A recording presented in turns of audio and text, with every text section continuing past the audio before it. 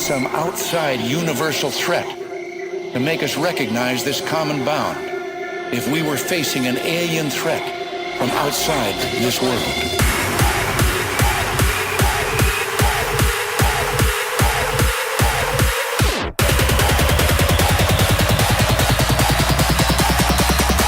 Outside this world.